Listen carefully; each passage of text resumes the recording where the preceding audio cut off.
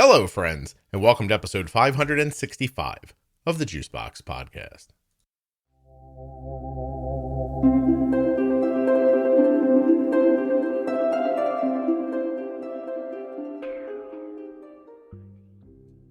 Today on the podcast, I'll be speaking with Shannon.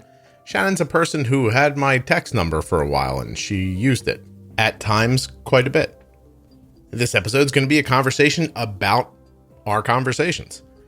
Her child uses Control IQ, by the way. I had never seen it. I still haven't held it in my hands, but I had never seen it or even considered it when I tried to help Shannon. So it was an interesting experience that the two of us had together. I hope you enjoy listening all about it. While you are listening, please remember that nothing you hear on the Juicebox Podcast should be considered advice, medical or otherwise. Always consult a physician before making any changes to your healthcare plan or becoming bold with insulin. Hey, if you want to follow me on TikTok, I'm going to have some content there for you really soon. There's going to be some video stuff coming to TikTok, the private Facebook group, and YouTube. If you're on the TikTok, go check it out. I believe I'm at Juicebox Podcast. There's stuff there, so you'll know it's me. I know I'm too old for TikTok. That's not the point. I'm not going to do a dance. It's just, you'll see. We got some stuff. You're going to like it.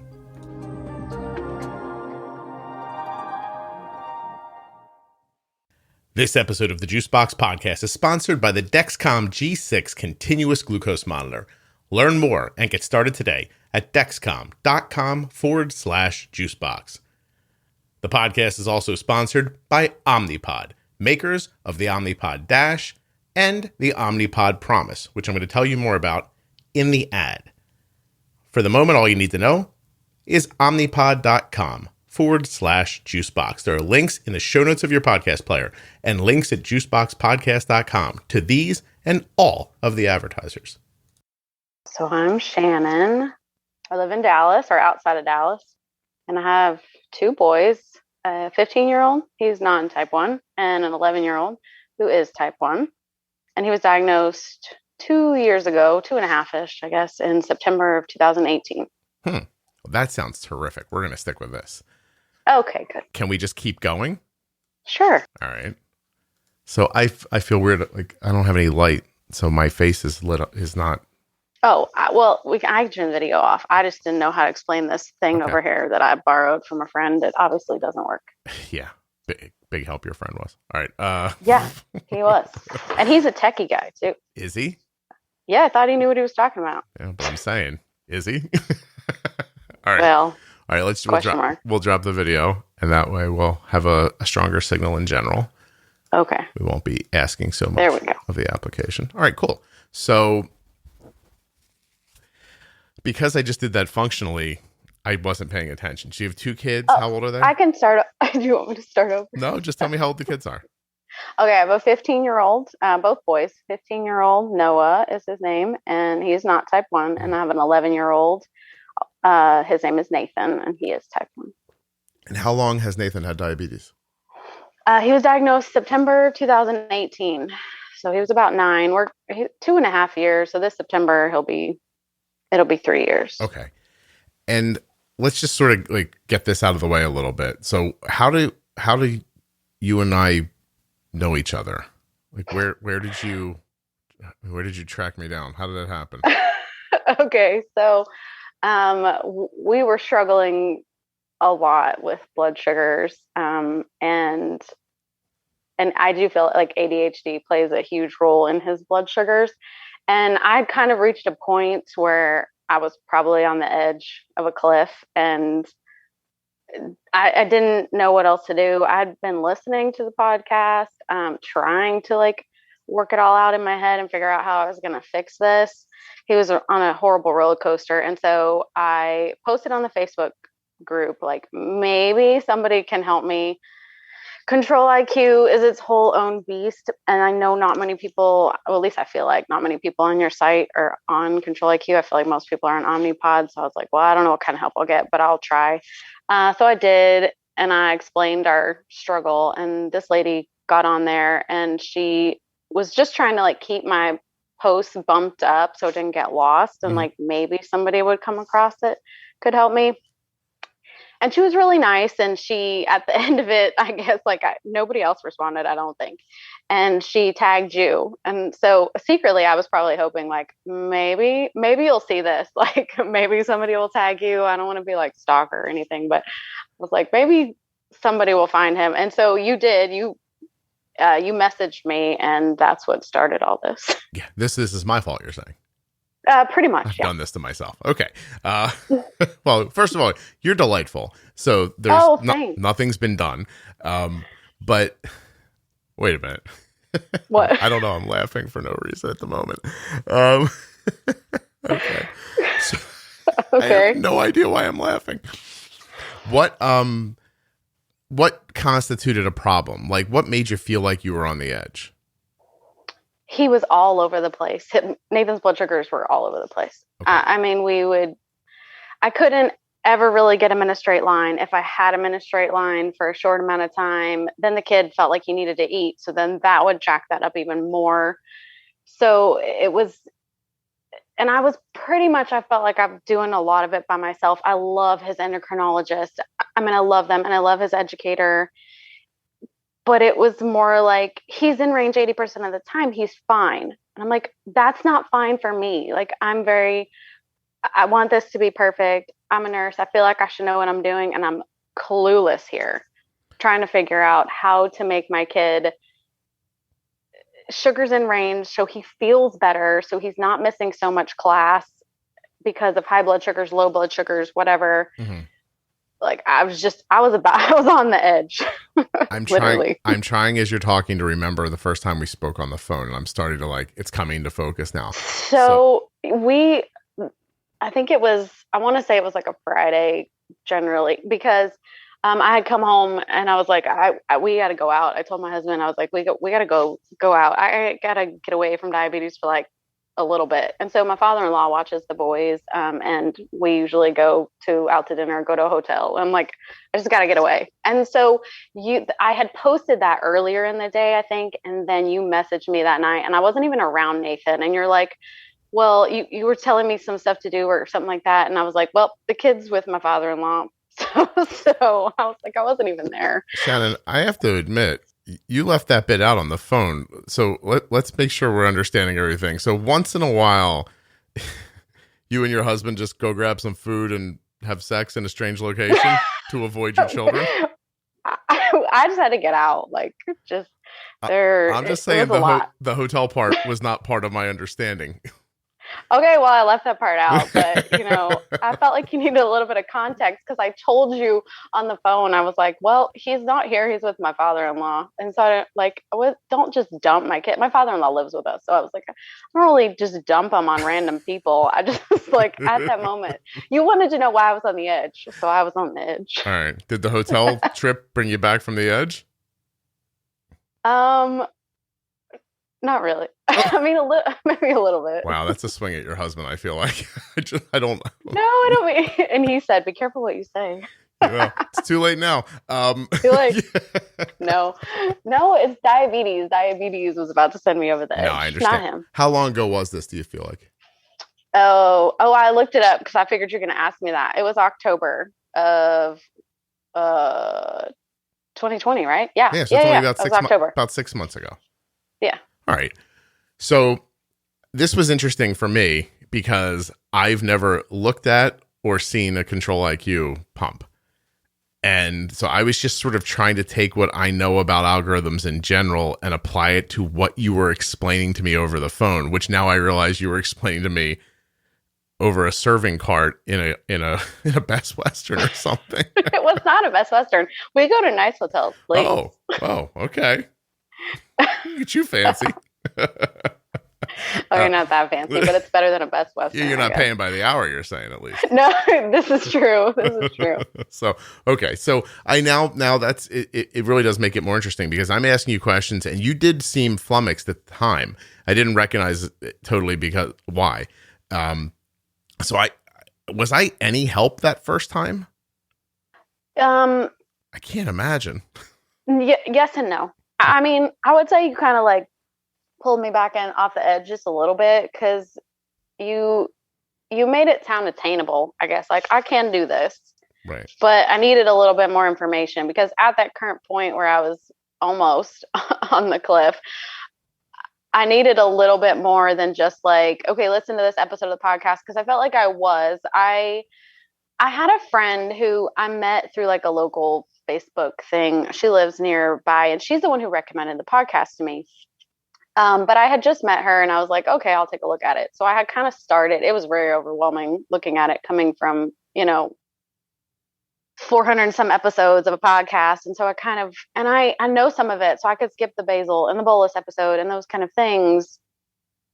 But I needed just more like concrete as far as like, I don't know. So, does that make sense? No, I need a little bit more information from you. Well, here's what makes sense from my perspective, having had a number of conversations like this.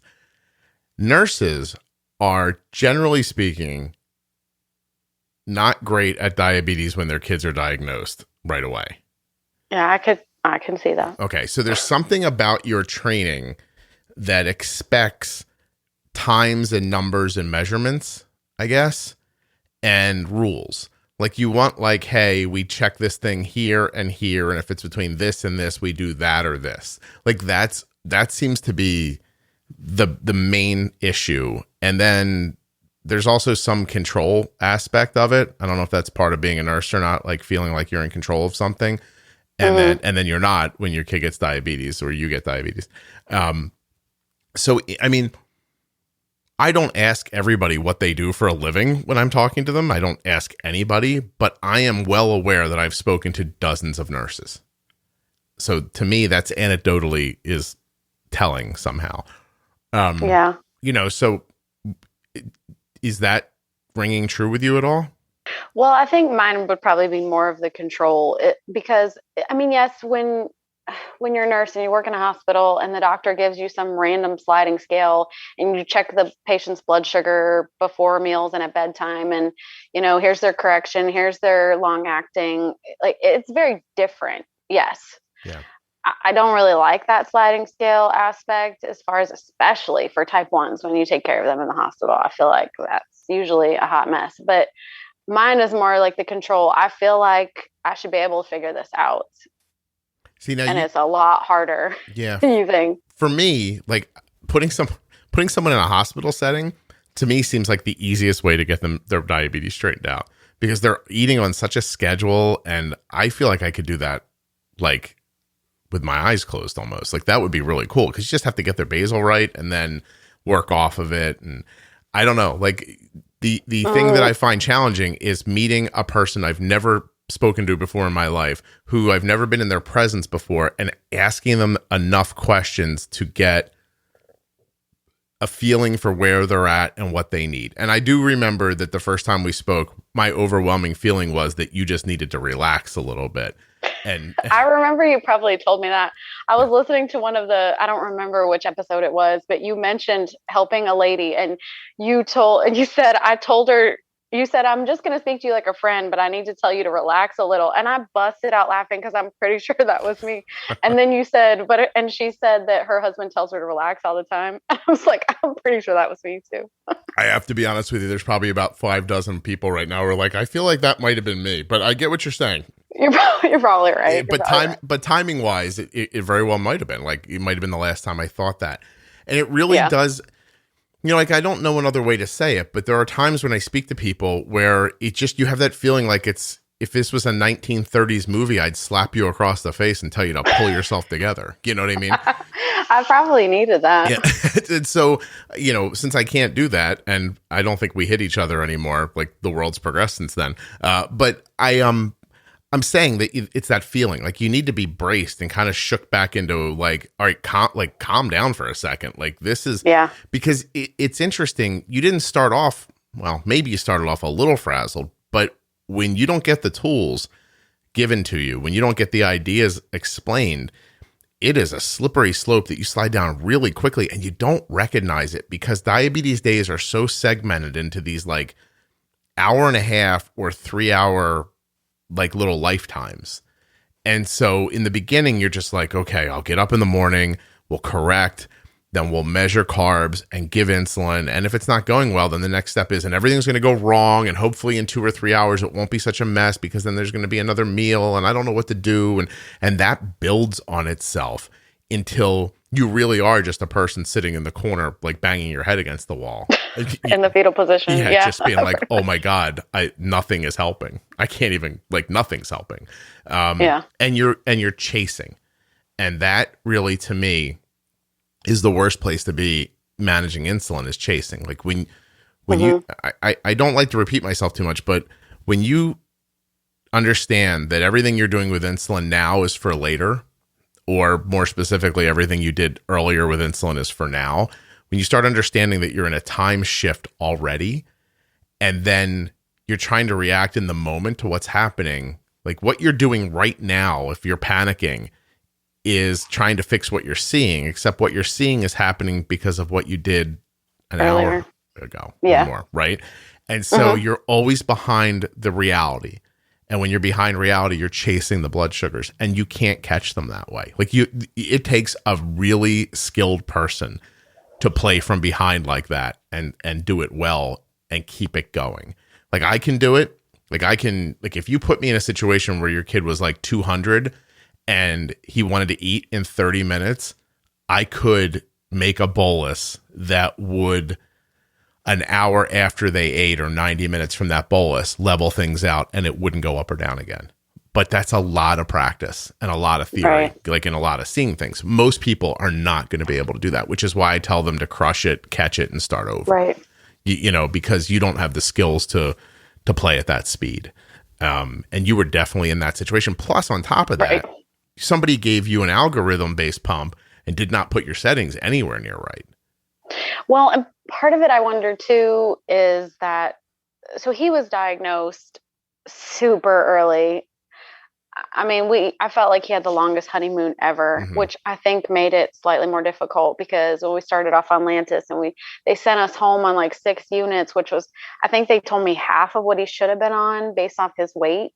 Right. And then we slowly made it down to 4. And then we got a pump. And so he started off on such a low basal, and then we progressively over time came out of his honeymoon. So it's not like it just ended where I could go like, wow, I can see that we need a lot more. It was just a little bit more here, a little bit more, a little bit more. And then his pancreas would decide to like show up for the party, and then we'd be back down again. And it was like it's playing, like it was a guessing game every single day. Yeah. So you're in a completely different hellscape, honestly, because you're getting an injected amount of basal insulin that you sometimes need and sometimes don't need. Yeah. Yeah. How long was Nathan MDI? So he was diagnosed in September, and then shortly after that, that was when like my insurance decided they were only contract with one specific pump manufacturer, and so I had to fight for a good bit to try to get the Tandem for him, because my dad is type 1 also, and he has that Medtronic pump, and so it took a minute to not get that one, to get the Tandem. So I'm trying to remember exactly when it was, but I want to say it was like February of March of 2019. Okay. So he was only maybe 6 months or so MDI. Right. I want to say. But and so for the first 6 months of MDI, you're in a situation where there's a honeymoon and things are crazy to begin with. And then I'm imagining someone told you, oh, we'll get a pump and this will fix it. And then was the honeymoon gone by the time the pump started, or no? No, because then we started on Basal IQ with the pump, and it did help because he was playing soccer at the time, and I felt like we were always fighting the Lantus with the soccer. He would have an entire night of lows after soccer. And so we were able to, with the pump, I could just unhook him and he could go play soccer. And then the basal IQ would help during the night. So it was beneficial, I feel like, because then I wasn't fighting Lantus all the time. So when you unhooked for soccer, did he get high after and then low again later, but not as low because of basal IQ? He didn't get high. I mean, I'm trying to remember. He wasn't super high. Like he didn't probably get above 200s. But he would come crashing right back down after soccer with the Lantus. Then with the Basal IQ, when I put him back on, it did help, but we still had lows, but they weren't near as bad as they were with the Lantus. And persistent. I would imagine less persistent. Exactly. Yes. It was like we would get him back up and we'd go right back down again. He was getting so many uncovered carbs. And I was like, how do you figure that out? Yeah, you just do. I don't know how. Yeah. But now, okay. And so then how long were you in that kind of struggle space until you talked to me in October? Well, then we got Control IQ, which I thought would have helped with, because then now we're starting to get the higher spikes because we are slowly coming out of the honeymoon, and only going back to his endo, then they would slowly increase his basal like by 10% at most, Mm-hmm. So we kept getting these highs. So I thought like Control IQ would be the answer. And that came out January or so. I think we had it by the end of January of 2020, I guess. Yeah. So when it came out. You used it about 10 months before you and I ever spoke. Correct. Gotcha. And that whole time was just the more high blood sugars?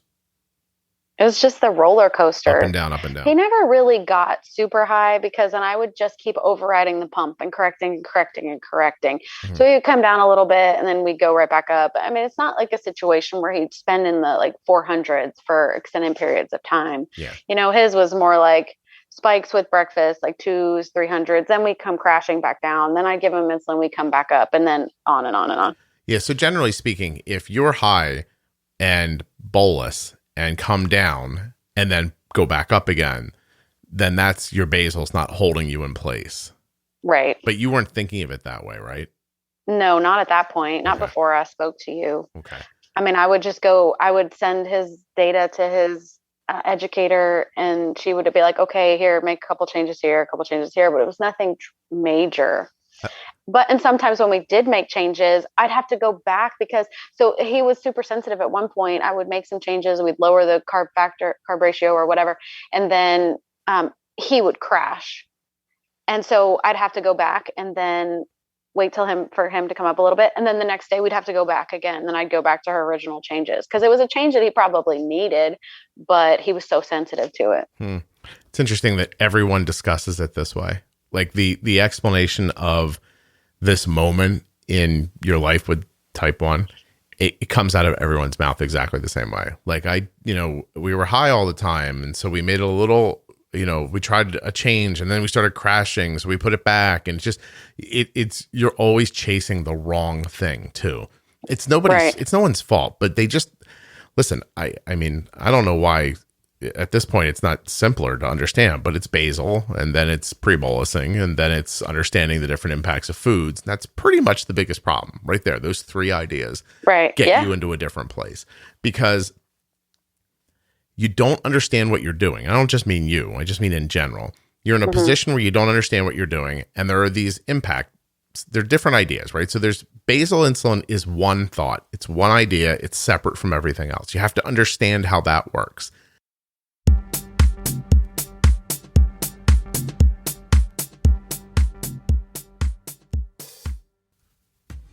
I'm going to do something a little different with the ads today. I went to the private Facebook group for the podcast and I asked a very simple question. Here's what I said.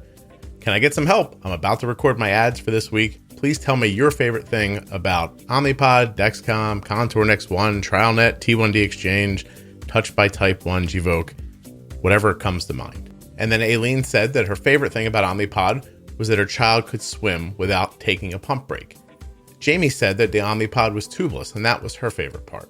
Stacy jumps in to say that the ability to microdose insulin and the ability for the wearer to be seen or not seen, depending on their desire, that's what she liked about Omnipod. Em just loves that Omnipod is tubeless. She says it ensures that her distractible teenager never has to remember to reconnect his pump. It's one less thing to remind him about. She said she's very grateful.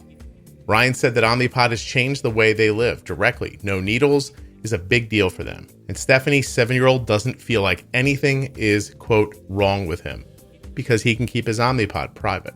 Dina says that the Omnipod is easy to use and to insert. And Cheryl's preschooler is super active and that's why she loves the tubeless nature of Omnipod. If you ask me, it's because you may be eligible right now for a free 30-day trial of the Omnipod Dash, and all you need to do is go to omnipod.com/juicebox to find out. And if you're one of those people who's like, well, Scott, I would go get the Dash, but I'm really waiting for that next big thing from Omnipod, don't worry about that. Because with the Omnipod Promise, you can upgrade to Omnipod's latest technologies for no additional cost as soon as they're available to you and covered by insurance. Terms and conditions apply. Find out all the details at omnipod.com/juicebox. You want to hear what these same people said about Dexcom? Well, Daphne said that Dexcom gave her and her type 1 family their life, sanity, and sleep back. Dexcom, Dana says, is incredible technology for young kids who are hypo unaware. I believe it saved my son's life and has allowed me to feel more freedom with diabetes management. Carrie loves that her Dexcom data is at the ready to help her make dosing decisions. Dexcom, Marie says, has allowed her to be bold with insulin for her 3-year-old toddler, who is a junk food junkie. And Jess says that Dexcom, well, I love that I can leave my 3-year-old with other family members and get the real-time updates and text them with help about what to do. It gave me back some freedom being the primary caregiver. I want to thank the people who did this, and there's more. We're going to be using them in ads coming up in other episodes. Thank you guys very much. You all should check out the private Facebook group. It's called Juicebox Podcast, Type 1 Diabetes. There are over 16,000 members in there right now, just like you, talking about Type 1. Now, here's the thing I need you to know about Dexcom. Go over there and get going. Dexcom.com/juicebox. Up to 10 followers on iPhone or Android. See your blood sugars, speed and direction and number right there on your cell phone or on the Dexcom receiver. It's amazing. My daughter went out for a ride. She drives now, as crazy as that sounds. And as she was leaving, her blood sugar was a little low. We treated it, waited for it to stabilize, and now I can tell you her blood sugar is 107 and steady, and that makes me feel great. Dexcom.com/juicebox. Omnipod.com/juicebox. Links in the show notes. Links at juiceboxpodcast.com. Click on the links, support the show. Let's get back to Shannon.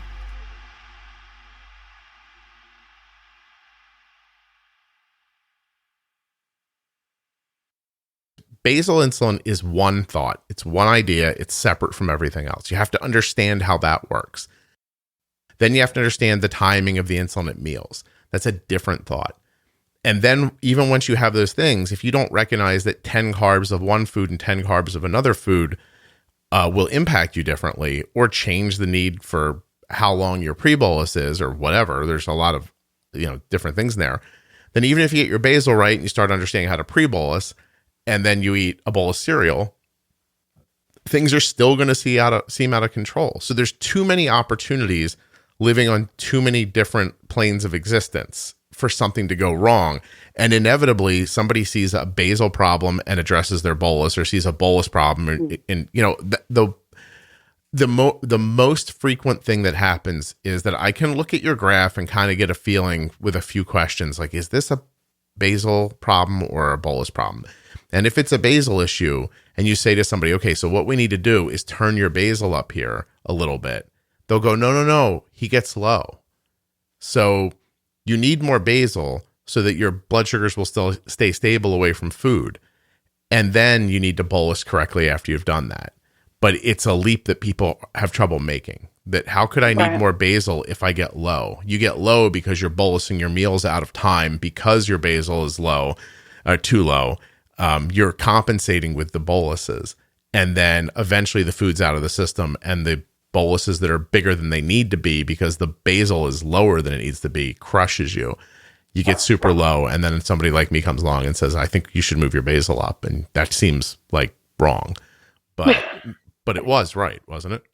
Yeah, it was. Yeah, it was a hard leap, I will say, because you jumped it up. I'm trying to remember exactly what we were at, but it was like 0.5 or 0.6, something like that, units an hour. And you bumped it up to 1. And I was like, whoa, hold on. Well, then that becomes the next issue, is percentages. So the number freezes people. Do you know what I mean by that? Like if you doubled it, that's got to be too much. That's double. Meanwhile, if you needed a unit, then you needed a unit. Like, why is where you came from important? It just is. It happened to me when Arden was younger. It happens to everybody. Just like, wait, 0.3 to 0.6, that's twice as much insulin. And you get that feeling like that can't be right. But was it right, or did we end up backing it back from there? So what had happened was that when you were looking at his graph and we upped it to 1, then so it worked really well that night. And then the next day, I think he was off school, and he had ended up having cellulitis. So like I was up there with him that night when we were going through all that, and he was itching his elbow. And the next morning his elbow was swollen and red, and he had this like raging infection. So I took him to the doctor and they gave him some antibiotics. So he needed that much at that point because of the infection. And then come to find out later, and I think I told you this, is that he was sneaking food, also an issue we deal with. And so that was part of those crazy spikes. And so it helped that. But then when he got on the antibiotics and the infection got better, I had to bring him back down a little bit because it was too much. Right. So there's a great example. There's other variables that you and I were not aware of, the infection being one of them, and the introduction of carbs that nobody was aware of is the other. And you're trying to look at this thing and make sense of it, and you don't even have all the relevant information. That's tough, but you figured it out. So that's pretty cool, actually. So how are things now, 6 months later?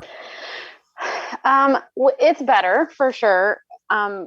But we still have some struggles. Some of it is with the food from time to time that he sneaks, or he will try to bolus for, but doesn't always do a good job of it.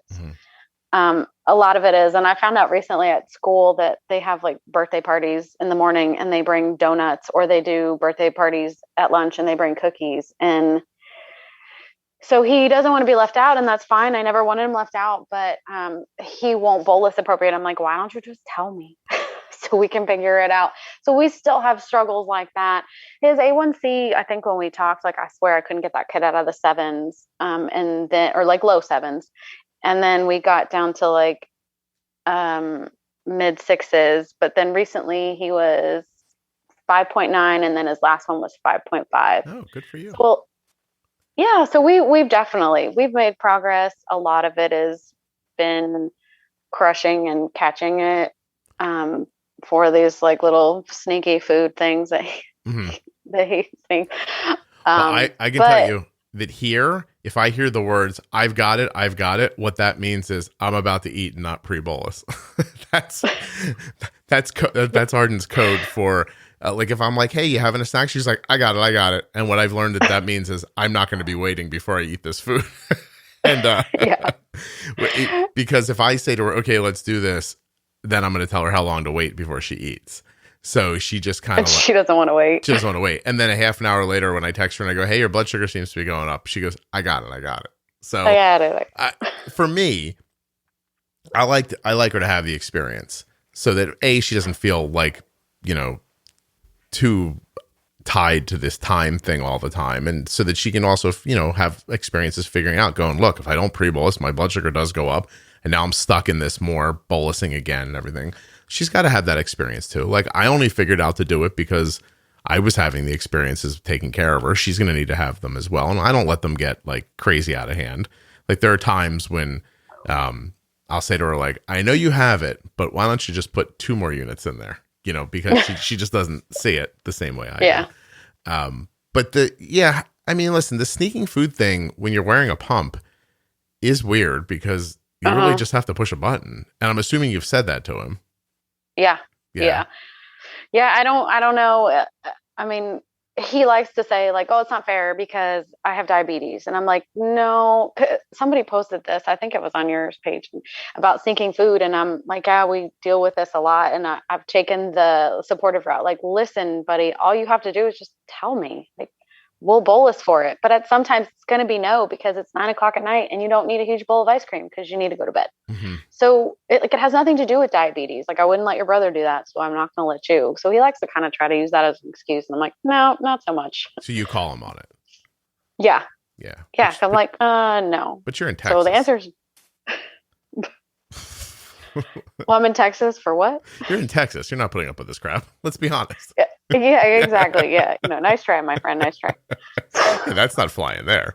Yeah, I don't see that at all. He's trying to get out of it with a simple excuse, and you're holding him to it.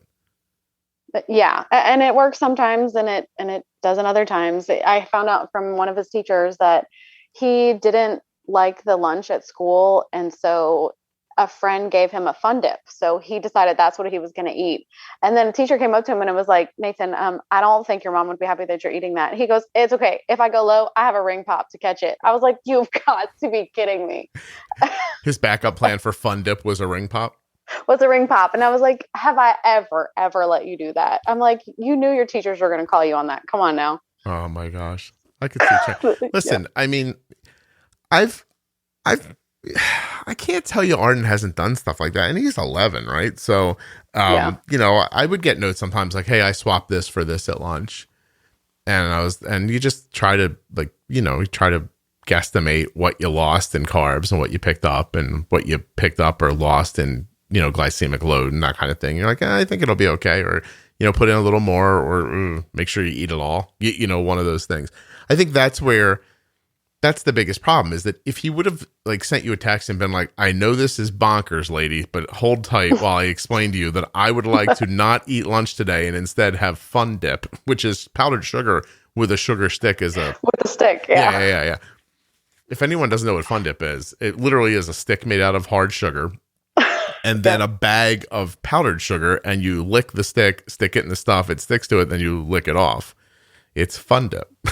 Yeah. Yeah. It's sugar. It's great. Yeah. It's pure sugar. It's great. It's fantastic. But you could have been like, all right, would you have been? Would you have been like, all right, here's what I think we should try? Or would you have been like, shut up and eat the tuna fish? I would have been like, shut up and eat your lunch.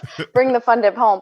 Because I'm like, you don't need that much sugar at school. You have a hard enough time paying attention and focusing it as it is. I don't think you need that bouncing around in you. So he knew I was going to say no, but I would have told him to bring it home. I mean, the poor kid he took the Fun Dip from, though. I mean, that was his Fun Dip. He took it off of him? No, well, the kid gave it to him. So there was no pressuring involved, you don't think? I don't know, honestly. Again, I really Texas, don't. He might have threatened him. He might have, for all I know. Well, interestingly, I wonder if I do find myself wondering if he didn't have type 1 and didn't feel limited by it, would he have done that? Maybe wasn't this one of those, what's the last thing in the world I should be doing? I'm going to do it situations. You ever feel like they must feel like that sometimes? Yeah, I think he would have probably not thought twice about it if he was not type 1. He would have just ate it and ate the ring pop along with it too and not have thought anything of it. You probably would have dipped the ring pop in the Fun Dip at some point. In the Fun Dip. Yeah. Exactly. Just encrusted his diamond. My God. Well, so nice. Thank you. I appreciate the laughter. How do you, I can't believe that's what life has come down to. I've made jokes about encrusting a diamond. And you're like, oh my God, that's amazing. How do you speak to him about it? About the food? Because the food sneaking must be most of your issue, I would imagine. It's a lot. Yeah, it's a lot of it. Sometimes he is great and he will get so excited if they do something at school. He's had Valentine's parties where they have ice cream and he will make a bowl list and he will nail it. And I'm like, why can't you do that all the time? Mm. And he'll be so excited. He'll come home and be like, Mom, I bowl list for this and my sugar was great. And I'm like, well, good job. Fantastic. Okay. So then the next week, why do we have this issue again? You bolused for it. You did great. I didn't say anything. I was proud of you. And here we are. We're right back to the same situation where you're sneaking something. So sometimes I have tried at first I tried the supportive approach, just listen, can you just tell me about it? And we'll bolus for it. It's not a big deal. And then I kind of went a little bit more, as it continued, I went a little bit more stern and I got out my nurse in me and I took it down to his level, mm-hmm. but I've seen a lot. And so when he was first diagnosed, I was a med surg nurse on a medical floor. And then he was diagnosed, and it got to the point where they're like, oh, hey, Shannon's kid's type 1. Let's give her every diabetic that walks through the door, compliant, non-compliant. And it just drove me to a point where I was like, after the stuff I started seeing, and I had lost a couple of patients that were type 1, and I couldn't do it anymore. I had to get out. So now I'm a labor and delivery nurse. But I kind of got real with him of the stuff that I've seen. And I'm like, I don't want that for you. I want a better life for you. I mean, like, I know we're going to have struggles. We're going to have days, and that's okay. But you can't just keep sneaking it. You have to take care of this. Right. Well, so you said earlier ADHD, you meant for him? Yeah. Oh, yeah. Okay. Why do you think I'm ADHD? I didn't say that. I was just making sure. You're really comfortable now. Like, I've spoken to you enough now that I know you're like, you've settled in. You feel comfortable? Oh, okay. Were you nervous at the beginning of this? Yeah, I'm still a little nervous. Yeah. There's no reason to be. But I understand you're starting to go like, this is where you got your nickname that you gave yourself, I think, right in here. So tell people when you text me. So Shannon and I talked about this before we started, that a number of people contact me in a number of ways, and I don't really know who you are. So I have to go back and scroll and see what we talked about at the beginning. But some people have found ways to, like, for instance, Utah Jen will be like, hey, it's Utah Jen. And then I'm like, oh, and then it kind of puts me in that time frame. But how do you tell me who you are when you text again? Oh, hey, it's Shannon, the crazy lady from Texas. That's exact. I don't know why that is, because I didn't tell you were crazy. I coined that nickname myself, I guess. Came up that up by yourself was my point. Yeah. But it's nice because then everything that you and I are talking about right now kind of like solidifies in my head. I'm like, little kid, about this old, sneaks food, control IQ. Like, my brain kind of like puts it back together real quickly so we can talk again. And how many times do you feel like you've interrupted my life over the last 6 months? Oh, I don't know that I could put a number on it. I don't feel like it's that much. No, it's not that much. I mean, comparatively to other people, I don't really know. Yeah, but there were times you'd be like, hey, I'm recording, stop texting me. Yeah, you text me more than my son does. But I mean, that's... Oh, thanks. I'm just kidding. But no, I have had to be like, at times, I'm like, I can't do this now. You have to... Like, I wonder sometimes if people see me as, in their minds, as just this thing sitting on a pedestal waiting for you to need me. And then you, like, put me into action and I start talking. But I'm like, I'm living, Like, there's I swear to you, a couple of weeks ago, it wasn't you. And it wasn't a text, but it was through a messaging app, one of the freaking social media apps. And it's 4:00 in the morning, and someone is messaging me. Hey, I was just wondering what you thought about this. And I'm like, I'm like, oh, and I just ignored it, and I turned back over and went back to sleep. But then it kept happening. I'm thinking to myself, like, who doesn't do the math on this? Like they kept messaging you, like, well, they had questions. After? And then I ignored it. And then because I was sleeping, and then in the morning I went to look at it, and they had burned themselves out. They asked the questions and then answered them for themselves, and then said, sorry for bothering you. Well, at least I figured it out. They just needed to talk it out. And if you're hearing this right now and think it's you, don't be certain, because that does happen more than you think. I feel like that there are some people who just think I'm a thing that sits in a box until they need it. You just wait for us to message you. Yeah, like, I'm just sitting here. I'm like, oh, thank God Shannon needs me. Yes, I can be useful now. I've had nothing to do all day, but exactly. Finally, I'm useful in the world. Yeah, it's not like that. I'm a whole person. Like, I have like a life and all that stuff, I understand that. Yeah. So, but you would try some stuff, and then you'd come back with kind of other questions, which, by the way, I feel like if doctors would do this with people, it would work really well for them. But it takes a leap on the other side. Like, I'm in an interesting position, whereas you've now reached out to me personally. I've given you my own private disclaimer, which is, for clarity, if anything I say on this phone call leads to your child's death, it's not my fault. It's not my fault. Yeah. And so, and then you need to, like, audibly agree with me. Even if you just were to misunderstand something that I said, or I just misspoke, or like whatever, And so I find that when and tell me if this was true for you, but you were out of options. Like, you don't message a stranger until you're out of options, right? Right. Yeah. Well, for sure. Yeah. Yeah. Yeah. There's nobody that's just like, hey, I wonder what this random person thinks on the third day of their diagnosis. You know, you were through some shit and it wasn't going well. Yeah. Yeah. Yeah. Okay. Yeah. In short words. Yeah. Right. I mean, it's what it is. It's common sense, honestly. Like, you know, if somebody's reaching out to me personally, they're at the end of a pretty long leash and there's nowhere else to go. And right. yeah, they're just like, I mean, and listening to the podcast, and I thought, like, surely I should be able to figure this out. Like, what is wrong with me? Because, like, I'm listening, I'm trying to, but taking that leap, and for you to say, like, you know, whatever amount of basal he was on, 0.5, 0.6, and I'm sitting here because I'm used to the endo going like, okay, we're gonna go 0.57, 0.62, like it's gonna take forever, and you're just like, nope, one, go. like, turn it up, let's see what happens. And so now I can do that. So I just needed it to be okay, and for you to, like, and I think I sent him to school. So then that Monday we had him at 1 and I was scared. And so I dialed it back. And I think I told you that. And you're like, you effed up my line. I was like, oh, sorry. Well, you did. You absolutely did. I did. I had a lovely line on that kid and you screwed it right up. I did. And I was like, God, he was right.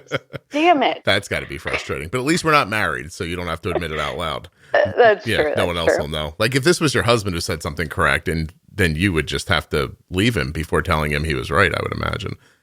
You don't. Probably. Yeah. Yeah, probably. You don't. Well, yeah, we can't go there. You can't admit any kind of defeat. What was that? Oh, sorry. I'm talking to myself. There's like a noise in the room. That was weird. In my room? No, here. Oh, okay. The phone like made a noise and it freaked me out. It really did. I was like, that's it. I'm going. This is it. One of them's crawling through the window. I'm done. I hope it's not the lady that sent the cake pops. Because oh, the lady with the cake pops. If she's listening, please don't send those to me again. But they were so good. And to the rest of you, please don't try to figure out my address. It's freaky. I was saying, how did she find your address? If I tell you, then I'm going to be dead. I can't tell you. Oh, okay. Never mind. Yeah, geez, she was industrious as hell. But sent some amazing cake pops. Oh, well, at least you know what? I take it back. If you're listening, send more cake pops. Send more cake pops. Those were good. Those were good. My kids are like, where the hell are those cake pops at? I'm like, they're not in my belly. You ate them all? I ate a number of them. It's embarrassing. Rude. I really have. If you put me nowhere near baked products, I'm fine. But if you put me near them, I'm like, well, they're here to eat, right? Like, exactly. I'm amazed at when you did the CGM thing, how much you could put away. Oh, I don't eat very much in my general life, so it was weird. Like, I think most of my weight not being optimal is that my body thinks I'm starving most of the time. Like, I don't eat a lot of food, and so I'm like, all right, well, these people are like counting on me. So I was like, let me just make a giant bowl of cereal and then eat some candy and, like, you know, and do that stuff. It was hard. Like, I did not enjoy, and I gained, I think, like 10 pounds in 10 days. Oh my goodness. It was terrible. And then the minute I stopped eating like that, it all just kind of fell away again. But I was well, lucky you. Well, to be a boy, you know, you're stupid, but you can lose weight easier. So yeah, it's one of the perks. One of the perks of being a boy. There's a couple other ones, but that weight loss thing is one of them for sure. For those who it works for. What was I going to say to you? I've gotten off track. No. Hold on, I can find it. I'm a professional. Okay. You're a professional. I am. I'm a professional podcaster. I mean, I have a lot of podcasts and people pay me for ads. I am technically a professional podcaster, which is a little embarrassing because I'm 49 years old. It's kind of cool. Listen, it's not embarrassing. Like, I'm not embarrassed by it. I think it's amazing. It's just that I grew up in a time where none of this stuff was real. Like, I grew up through a time where if you were on the internet and over 12, then you must have, quote unquote, lived in your mom's basement in your underwear playing Dungeons and Dragons. Like, there was not you know what I mean? Like, it was a different world then. I don't feel badly about being I'm proud of what I do. It's just a weird thing, like, as an adult to say. Like, I was getting my taxes together the other day. I have somebody preparing my taxes, and he's, you know, he's like, what's your, you know, because I usually tell them to put retired as my job. I used to, because I've been a stay-at-home dad forever. So the first year I was a stay-at-home dad, the guy's like, what do we put as your job? I was like, put retired. Can we do that? And he goes, yeah. So for like a decade or more, you were on retired. my tax form, I was retired, like through my 20s and 30s, and he's like, what do we write here? And I was like, podcaster? And he podcaster. And he laughed at me because he's an adult. He's like, no, that's right. I'll put that down. I was like, oh, okay. You're a podcast man, right? To some people, I guess. Yeah. It's a weird thing. But I mean, honestly, you feel like you know me, right? I can see that when people say that. So, right. Because we listen to you. So we feel like we know you. I know. It's a very strange thing. You would hate me probably in person. You'd be like, oh my God, he's so boring. I don't really do anything. No, I think you're pretty funny. You go off on tangents sometimes too, which I can appreciate. So listen, I have thoughts and they need to come out. And when I try to express them in front of my family, they're not interested in them. So you people have to hear them. That's that, damn it. So we get the pleasure. Also, once in a while, I go off on a rant and say something pretty goddamn thoughtful about type 1. So just sit back and listen for those gems to come out. I know. You never know when those are going to come across. That's the point. That's how I keep you listening. Well, no, I don't do that on purpose. It's just the conversations lead where they lead. You know? So getting back to you and your control IQ. So so what are the settings that needed the most adjustment? Basal, and then what from there? Basal and the correction ratio, because the more I've learned about it, it's just, I wish I could get the basal and the bolus to that point where I wouldn't need the correction ratio, because honestly, the correction ratio algorithm is too complicated. Because if I'm going to correct him in the pump and like he's going to eat and we're going to just put in his blood sugar and it's going to give a correction, it's going to give 100% of whatever correction ratio I decided. If the pump is automatically, like he's rising and the pump is automatically going to give a correction, and it takes into account his insulin on board and whatever, it only gives 60% of that correction factor. So how in the world do you figure that out? Because I think that 60% isn't enough. Right. I think that algorithm is designed, probably all of them actually are designed with the idea of pick a range and let's stay in that range. And if we get to the higher point of that range in a couple of hours, let's be back down again. Like, doesn't that seem like it's the goal of the algorithm to just kind of keep you gentle rolling lines? Yeah.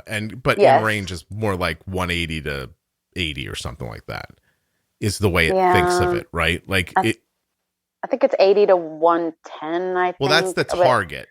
But but it's not like when you get to 180, the thing suddenly like, I know I usually say 60%, but let's do 150% now. It doesn't get aggressive. It just, it's like, okay, we'll hold it up here and then we'll slowly bring it back down again. The idea being slowly coming back down should keep you from being low at the end of that. And for most people, like really, you talked earlier about working in medicine and seeing a lot of people with type 1 who were not in a good way. So how many people with type 1 did you see who were just like, boom, my A1C is in the 5s, everything's fine, versus none. Right. So like when Arden had to get a cyst removed a couple years ago and we were in the hospital and I'm trying to get them to let me do what I want to do, I lead with her A1C because I say my daughter's A1C has been in the 5s for 6 or 7 years. Then they just think, oh, well, he knows what he's doing. And then they leave me alone. So it's just that it's not that it's the number that they're like, oh, okay, the number, he's okay.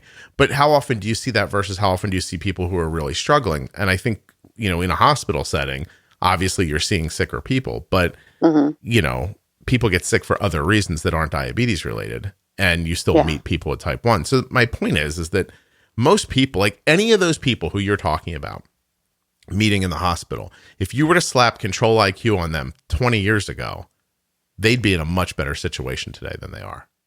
Oh, for sure. Yeah. Right. And so I think it's my expectation that whether it's Tandem or Medtronic or maybe even Omnipod coming out soon, that's got to be their business goal, right? Is to help the most people.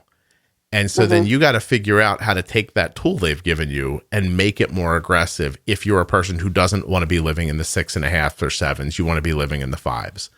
And you seem like you're figuring it out. So what do you do? He needs a lot of adjustment. And every day is different. And I mean, the endo and I were talking about this, that it has to do with, like, he'll go to school and something will stress him out, and I mean, he will just skyrocket. And then other days he doesn't. Like, she pulled his 2-week Dexcom graph thing, and it's like, well, here he shot up between 8 and 8:30, and then this day he shot up between 10 and 10:30, and it's just like, it's just a crapshoot basically. So I try to, at least with Control-IQ, try to pick a basal that's not too high, so then that way Control-IQ will kind of back off on it and get it in a decent enough range and not too low, because then Control-IQ will only go so far with it. It's a challenge. But that makes sense to me, because that's how I have Arden's loop set up right now. Like, to be so aggressive that on the days where she's not really offering any resistance, her blood sugar might sit in the mid 70s for like long stretches. But those same settings on a more stressful day, or on, the third day of a pump instead of the first day of a pump or something like that, those same settings might hold her at 110 or 120 without intervention. And the settings haven't changed, but they're just so aggressive. That's how I think of it. Make them as aggressive as you can be so that on the light days you're not low, but on the heavier days you're not too high. Is that how you think of it? Yeah. I mean, I wish our numbers looked like that on a on a stressful day, like 110. Right. I mean, I looked a little bit ago, he was climbing, he was like 170. And for what, I don't know. His basal was at 1 at that point, and I had him at 1.1 earlier in the day, because we had talked recently, and you said, and you suggested it was a good idea to increase the basal earlier in the morning for a short amount of time to help with the pre-bolus for breakfast. Because if I'm here, I pre-bolus. If I'm working, because I work nights, and my husband's here, they don't get as much of a pre-bolus. Mm-hmm. So that has helped. So he had a higher basal this morning, but I was here and I pre-bolused. And so he dropped to like 73, and I had him bump with a little bit of juice, and he just shot up from there. Oh, when you said 73, I was like, wow, great job. And then you're like, I gave him juice. I was like, no, don't give him juice. Oh, well, it was straight arrow down. Oh, so he was falling. I see. Yeah, he was still going down. So, but I gave him a little juice, but then I had him correct with a little bit of insulin, but he's still, I don't know if it's a protein or if it was math class, because that sometimes works. Right. That sometimes jacks it up too. This morning, Arden's been real, difficult to move.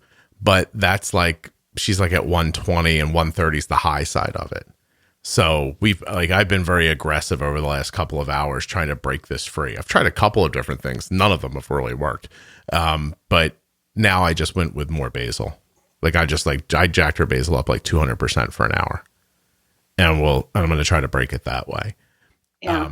But when he's at school, are you not in contact with him right now? Well, he has a phone and he has a smartwatch, so he can see my text messages. So I text him, but I try to be careful. And sometimes I'll just let it ride, because he will, if I correct too much, at home, it's one thing. I can correct it, and I'll let him ride. It doesn't bother me, but at school it's different. And I love his nurse. She's really sweet. But she has to keep him in the nurse's office until he's above, or until he's 75 or above. So a lot of that, he ends up being overcorrected. And so he goes back at 75, but then within 45 minutes, he's 200. And so I'd rather just leave him sit. If he's 170, I'd rather just leave it, because if I drop him, then he ends up in the nurse's office, and then I've shot the whole rest of the day, because it'll be overcorrected. Yeah, instead so of a little you're nudge. Still chasing to some degree then. I'm what? You're still chasing blood sugars to some degree then. Some degree. A lot of it's at school. If he's home, it's totally different. Yeah. So what's the difference? Is it just the immediacy that you're able to get to him at home versus at school?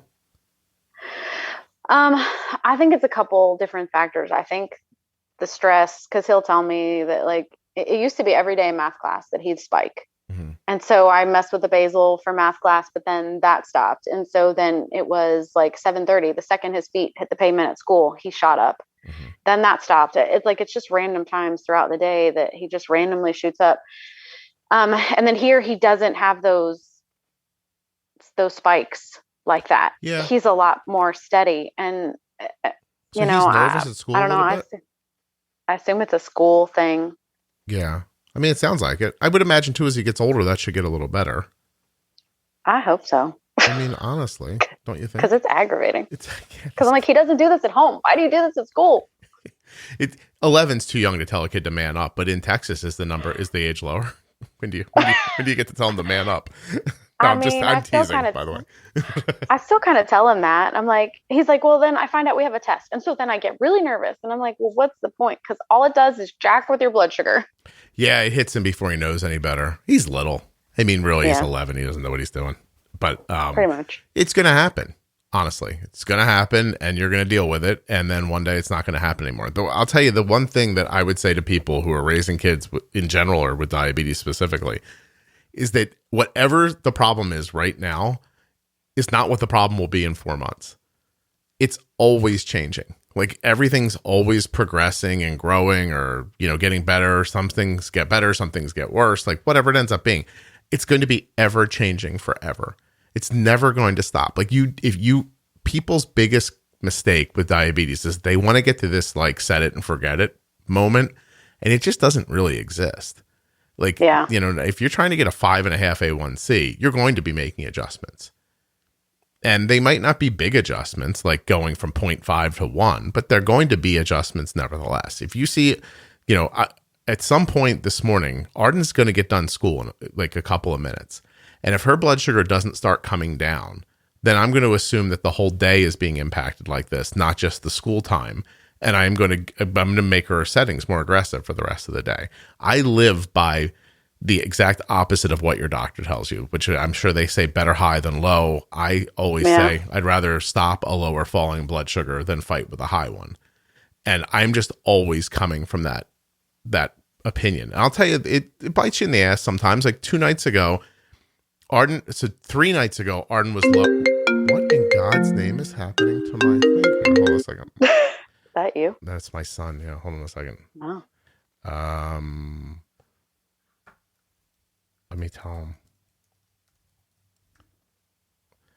Okay.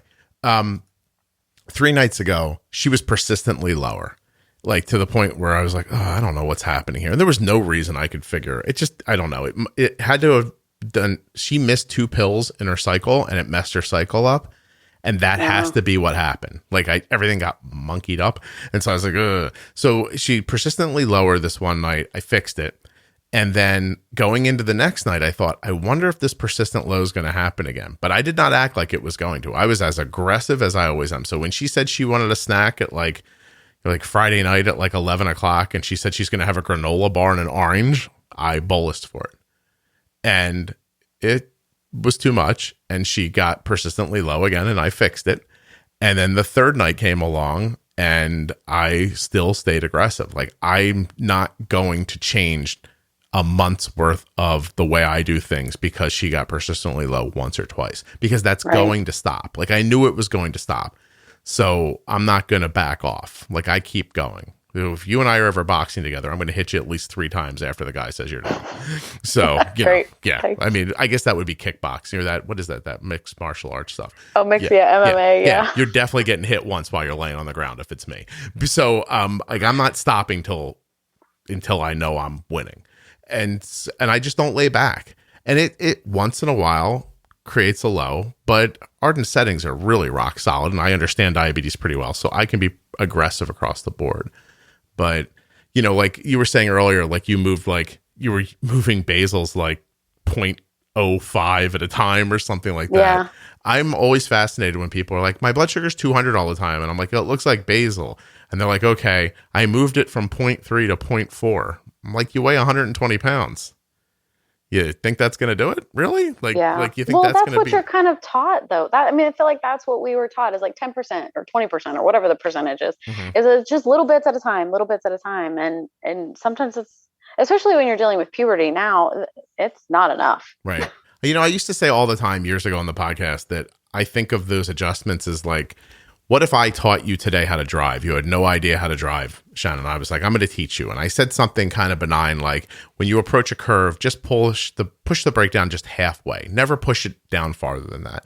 And you're coming up to a curve with a big tree in it. And you're like, I think I'm going to hit the tree.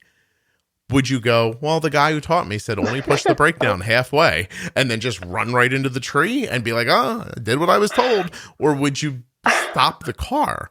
And I think of like those basal adjustments the same way. Like when you push it down that slow, like just 0.1 at a time. And look, for little kids, 0.1 could be like everything. But I talk to adults who are like, I'm afraid to go past 0.3. I'm like, you're 53 years old. You weigh 150 pounds and your blood sugar is constantly 240. You really think like a little more is going to be, and then you get into that percentage game where people are like, well, you can't double it. And I'm not saying double your basal. I'm saying that if you're a person who needs double the basal you're getting, it becomes like psychologically hard to get past. But I mean, you're doing a really great job. First of all, thanks. Yeah, no, 100%. Don't think otherwise. And a year or so from now, you'll be doing much better. And then he's going to turn into a real boy, and then he's going to be an actual problem. And then you'll have to go again. You know, and things are going to just keep morphing. If you're looking for like a Zen place where you never have to think of it again, I mean, get him married. You know, make him somebody else's problem. Make him somebody else's problem. Yeah, he told me that he was going to move next door to us, so I could always change his site. Well, this was when he was first diagnosed, so, so I have that to look forward to. He said he was going to live next to me. You should be like, you can't afford the real estate around here. Get out. Can you imagine how disappointing it would be if you worked your whole life to live in a house and then your kid at 21 years old could afford to live on your street? You'd be like, damn it. Like either I really underperformed or this kid's killing it. One or the other. I hope he's killing it. Well, yeah, obviously that would be nice. I would like it for my kids to have enough money to move away from me, not just live where I am. That would be nice. Yeah, I want to have a nice, like when they're older, I dream of being around them enough so that when it's possible, we can be together. And at the same time, I realize as you get to be an adult, like you don't see your parents very much. Now it's a really, so I just want to be nearby in case like it gets nice on a Saturday and we can like have a lunch or something like that. Do you know what I mean? Yeah. Right. Yeah. But I don't want to live here my whole life. I want to move. So I sprinkle ideas in their heads about places to live. Places to live. It's too cold up there. Yeah, this isn't right. I need to be somewhere warmer than this. Do you remember when we were supposed to originally do this? We had our Ice Mageddon here, and I messaged you, and I was like, how do you handle this? 'Cause I'm going to die. And you might have, because you guys had no no ability to deal with like the cold weather at all. It was horrible. I mean, like, we're not used to this here in the South. I mean, like, we get cold, but like maybe 30, I guess. You know, And it was like negative something. Yeah. And there was snow and you didn't know how to handle it. Well, I mean, people here don't know how to drive in any kind of precipitation at all. Like just rain or frozen precipitation, especially worse than frozen. But then we kept losing power. And so our house was like 40 degrees and then the water would go out. It was like, we're just not equipped for this here. You guys are so unsure of cold weather that I saw somebody say, I don't know what to do. My refrigerator shut off. How do I keep my insulin cold? And I said to them, why don't you take it outside? It's like, put it in a cooler, wrap it up a little bit to protect it from the elements, and then take it outside where it's cold, like a refrigerator usually is. And they were like, oh my God, that's a great idea. I was like, they're so unaccustomed to it being cold outside. That was not even a consideration. I actually had to bring the insulin in the house because the garage was so cold. It got too cold, right? Like some of the stuff was freezing because we have a fridge in the garage. Some of it was freezing, and that's where I usually keep the insulin. So I had to bring it in the house. Yeah, you have to still put it in like a thermos so that it can only get so cold inside, but not so much so. But the point was they didn't even realize like, oh yeah, outside is cool. It's never cool. And, that's just that. Do you know my brother has a manufacturing job in Wisconsin that for a week they couldn't do because of the snow in Texas? They couldn't get materials out of Texas that they needed. Oh, really? They actually stopped manufacturing in Wisconsin of some things. Isn't that Look crazy? at that. We stopped. Yeah. Your inability to drive in the rain messed everybody up. It did. It's very frustrating. I mean, I'm from Miami, so I'm not accustomed to any type of snow either. So I mean, my husband, Mike, he'll drive. He's from upstate New York. So we're okay. He just drives. I around here, you don't go out until there's like a couple of feet of snow. Then you're like, oh, I can't wait to go out and drive around, see what this is like. Make it a challenge, you know? All right. So, Shannon, is there anything we didn't talk about that we should have covered? I don't know. I don't think so.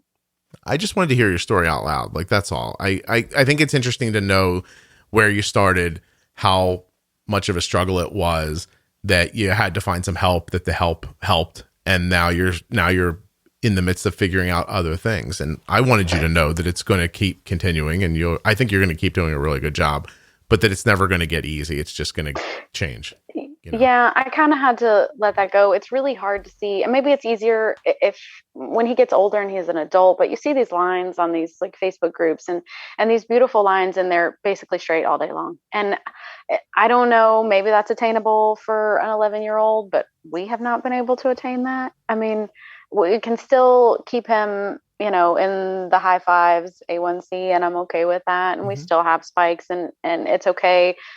I just have to be like, it's okay. It's gonna be okay. I have to tell myself to calm down. I have to drop in here. If people think that Arden's doesn't have spikes, they're not listening. Arden spikes just like everybody else does. Yeah. To me, and maybe a few of these adults on the Facebook page post their graphs, and I'm like, ugh. Well, a couple things. A, you don't know what they're eating, and B, are they posting them every day? I haven't. Yeah, it might have been that day. Yeah, they were just like, I finally got it right. Look at this. Let me show somebody. And even that's well worth celebrating. But you don't see them every day. Yeah, tomorrow might be another story. Oh, no. If you saw Arden's graph from 3 days ago, you'd be like, I'm not listening to this podcast. Got to know what he's talking about. But it's just what happened that day, and there were circumstances, and I let her try to manage some stuff on her own to see what would happen, and then I stepped back in. I took a 24-hour shot of her graph, and I said, see this here? This is because of how you did this or didn't do this, and that's why that's important. And, you see here where you went to sleep, and then, your decision stopped impacting your blood sugar. You see how it leveled right out again. So, I mean, everything's good. It just, the idea that you're going to get it all straight now is odd to me. Like when anybody thinks like, today I want to get it fixed. Like, I don't think it works that way. Especially when you're dealing with kids, and it's a long road. So I think everything's a learning experience. I think for adults as well, I don't think it really changes much for adults or kids. It's just who's, traditionally in charge of it, I guess, whether it's you or somebody else. I don't know. I think you're doing terrific. Your husband is, does he help much with this? What's his level of? Yeah, he does. It's been a lot harder for him. At first it was like, well, you're a nurse, you know how to do this. It's just easier for you. And I don't necessarily see that to be true. It's hard all around, especially when it's your kid. And maybe I understood, like, I didn't have to practice giving shots in the hospital before I could take him home. They knew I could handle that. So, I mean, he's gotten a lot better, but I've had to kind of like help him along the way, because he'll be like, well, they didn't teach us that in the hospital. Like the different, like that protein and fat affects your blood sugar later on. And that, like you always say, a cup of watermelon and a cup of pasta are going to affect you completely differently. Right. I've had to kind of like work with him through that, because he's like, but they didn't teach us that. I'm like, well, it doesn't matter. Like, it doesn't matter that they didn't teach us that. This is the way that it is. Let me just say this. Boys are, boys. And so, just tell them what to do. Listen, I saw a woman on the Facebook page yesterday. I had mad respect for her. She said that she wanted her husband to listen to the pro tip episodes, and he said no, and she just made him. I was like, that's the way to do it. Girls don't understand your power sometimes. You know what I mean? Like, she was like, just do it. And he went, okay.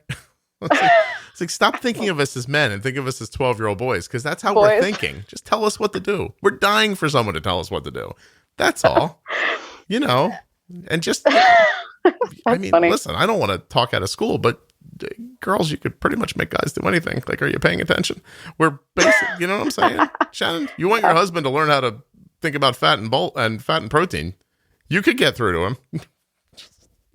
You're probably right. Yeah, take him back to that hotel and tell him he's going to understand fat and protein before you check in. Oh my God, you're never going to let that one down. Maybe I shouldn't have said that. You definitely shouldn't have said that, but he's going to sit there with a pen and paper and a calculator and figure it out real quick.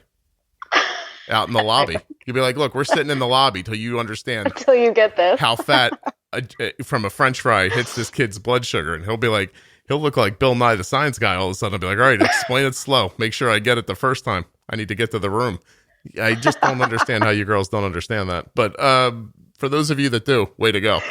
Yeah. He's good. He's good though. He's gotten much better. I'm sure. I think he gets it now. Good. Well, Yeah. for the most part. Gets what? Gets the blood sugar. Oh, that was a joke. You didn't get it. Never mind. I did. I stopped. I You was like, stopped oh God. yourself. All right. So give me 2 minutes here before we go, but I do have to go. Okay. Texas. Should I move there? Is that one of the places I should go or no? I mean, I like it here. I feel like it's one of the more affordable places to live, although our housing has gone up quite a bit. But I mean, overall, it's hotter than hell in the summer though. So I don't want that. Yeah, I okay. mean, All right. I don't know. If you don't like heat, then Those people from California are messing up your real estate, right? yes. Mhm. I mean, if you're moving here from California, Please stop. yeah, pretty much. No, everything has gone up. It's so crazy. Yeah, people are showing up with more cash than the area requires, and they're overpaying for houses, and it's driving up the real estate price. So people who live there can't afford to buy something now. Yeah, Yeah. it's crazy. I mean, we've lived here in this house for like 14 years. So, I mean, we bought at a reasonable rate, but around us, I'm like, oh my gosh, Maybe it's it's time to 300 sell. grand for this. Like, Maybe it's time to sell. Make some money. Yeah. Yeah. All right. Then you're going to have to move west because nobody wants to live in West Texas, right? Oh no, I don't want to go west. Look at you, just so willing to ship people from West Texas for some reason. No, I don't know anything about West Texas. I know. I would go more east, I think. Not East Texas, but like east out of Texas. Like the Carolinas? Um, That far? I feel like Carolinas were really humid. Like my brother lives in Tennessee, and so we kind of talked about like maybe going that way. Yeah. My whole goal in life is to make enough money so that in the winter I can live somewhere warm and in the summer I can live somewhere cool. These are my only goals. Well, you better get cracking. I'm never going to get to it. I'm just saying that's what keeps me getting up in the morning. The idea that I could accomplish that, but I can't. But I'm still going to try. You know what I mean? I got you. I tease myself with a carrot on a stick. It's like someday I'll have my summer house and my winter house. Yeah, I won't, but it keeps me moving. It's sort of like, it's other stuff. I don't want to say anymore. Okay, I'm done. You good? I'm good. All right.